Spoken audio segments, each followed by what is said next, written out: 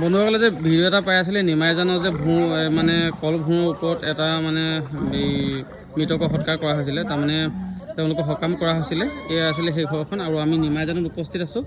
নিমাইজানত আমি যি যেনেকৈ পাৰোঁ ৰাইজক তেওঁলোকক আমি সহায় সহযোগ কৰিবলৈ চেষ্টা কৰিছোঁ। মানে সহায় সহযোগ বুলি ক'লে ভুল হ'ব, আচলতে অকণমান তেওঁলোকক মানে বিপদৰ সময়ত কেৱল থিয় হ'বলৈ চেষ্টা কৰিছোঁ। এইটোৱে আছিলে ঘৰ, তেওঁলোকৰ সহায় হোৱা নাই। আৰু ইয়াৰ আগৰ যি কৰ্মটো আচলতে তেওঁলোকে এই কলভূঁৰ ওপৰতে কৰিলে, আমাক ইয়াত জনাইছে তেওঁলোকে।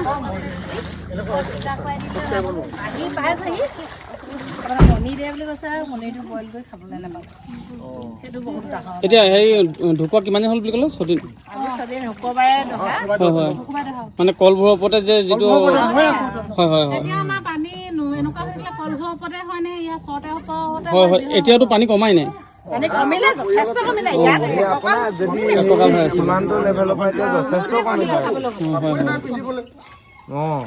NDRF মাতি পিনি নাওখন যোগাৰ কৰি লগালগ 3টা বহত ঢুকাইছে। 3টা বাজিলৈ 10 মিনিট থাকোঁতে শ্মশান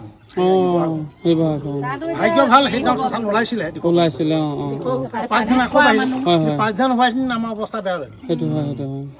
তেতিয়া আকৌ ডিমৌ নিবলৈ বা মৰাণ নিব লাগিলে। হয় হয় হয়, নিমাইজান ন জেগাটো কি? ঠিক আছে।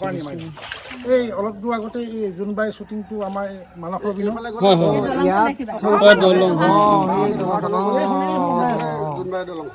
মানস ৰবিনৰ হয়, সেই অকণমান আগত হিতাতে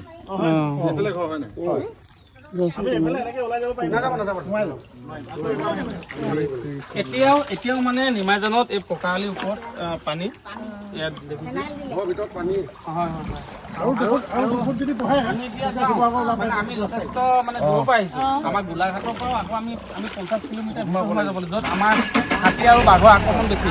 তাৰ পৰা আমি আপোনালোকক অকণমান মৰম কৰোঁ বুলি ওলাই আহিলোঁ, যাতে যি পাইছে যি নাপাব বেয়া নাপাব। তাৰমানে আমি বহুত জেগাত যেনেকৈ আমি সহায় মানে অকণমান সহযোগ কৰি আহিছোঁ সকলো লগতে।